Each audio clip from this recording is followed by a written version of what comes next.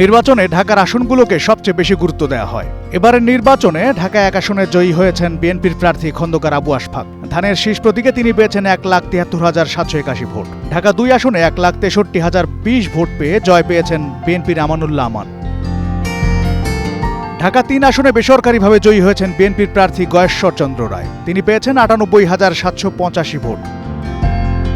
প্রাথমিক ফলাফলে প্রায় 3,000 ভোটের ব্যবধানে ঢাকা 4 আসনে জয়ী হয়েছেন জামায়াতে ইসলামের নেতা সৈয়দ জয়নুল আবেদিন। তিনি দাড়িপাল্লা প্রতীক নিয়ে মোট 77,367 ভোট পেয়েছেন। জামায়াতে ইসলামের প্রার্থী মোহাম্মদ কামাল হোসেন জয় পেয়েছেন ঢাকা 5 আসনে। তিনি দাড়িপাল্লা প্রতীকে 9,000-এর বেশি ভোটের ব্যবধানে নিকটতম প্রতিদ্বন্দ্বী বিএনপি প্রার্থী মোহাম্মদ নবিউল্লাহকে হারিয়েছেন। ঢাকা 6 আসনের বিএনপির প্রার্থী ইশতাক হোসেন ধানের শীষ প্রতীক নিয়ে 78,850 ভোট পেয়ে জয়ী হয়েছেন। ঢাকা 7 আসনে 1,04,666 ভোট পেয়ে জয়ী হয়েছেন বিএনপির প্রার্থী হামিদুর রহমান।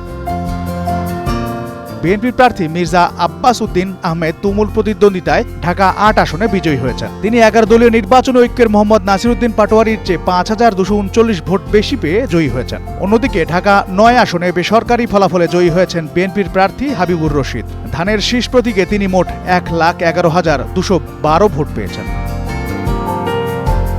বিএনপি মনোনীত প্রার্থী শেখ রবিউল আলম ঢাকা 10 আসনে জয়ী হয়েছেন। ঢাকা 11 আসনে বিজয়ী হয়েছেন জাতীয় নাগরিক পার্টির প্রার্থী নাহিদ ইসলাম। এই আসন থেকে শাপলাকলি প্রতীকে তিনি মোট 93,872 ভোট পেয়েছেন। বিএনপির জোটে প্রার্থী ও বিদ্রোহী স্বতন্ত্র প্রার্থীকে হারিয়ে ঢাকা 12 আসনে জিতেছেন জামায়াতের প্রার্থী মোহাম্মদ সাইফুল আলম। ঢাকা 13 আসনে বিএনপি সমর্থিত ধানের শীষ প্রতীকের প্রার্থী ববি হাজ্জাজ বিজয়ী হয়েছেন। তিনি পেয়েছেন 88,387 ভোট। ঢাকা 14 আসনে জামায়াত ইসলামীর প্রার্থী মীর আহমদ বিন কাসেম জয়ী হয়েছেন। তিনি জামাতের প্রয়াত নেতা মীর কাশেম আলীর ছেলে। ঢাকা 15 আসনে জয় পেয়েছেন বাংলাদেশ জামায়াতে ইসলামীর আমির শফিকুর রহমান। তিনি মোট ভোট পেয়েছেন 85,131টি। ঢাকা 16 আসনের ভোটে বেসরকারি ফলে জয়ী হয়েছেন জামায়াতে ইসলামীর প্রার্থী মোহাম্মদ আব্দুল বাতেন। ঢাকা 17 আসনে বিএনপি চেয়ারম্যান তারেক রহমান 72,699 ভোট পেয়েছেন। তার নিকটতম প্রতিদ্বন্দ্বী জামায়াত ইসলামের প্রার্থী সমক খালিদুজ্জামান পেয়েছেন 68,300 ভোট।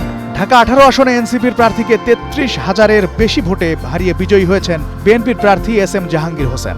ঢাকা 19 আসনে বিএনপির প্রার্থী দেওয়ান মোহাম্মদ সালাউদ্দিন এবং ঢাকা 20 আসনে বেসরকারিভাবে ঘোষিত ফলাফলে বিএনপির প্রার্থী মোহাম্মদ তমিজ উদ্দিন নির্বাচিত হয়েছেন।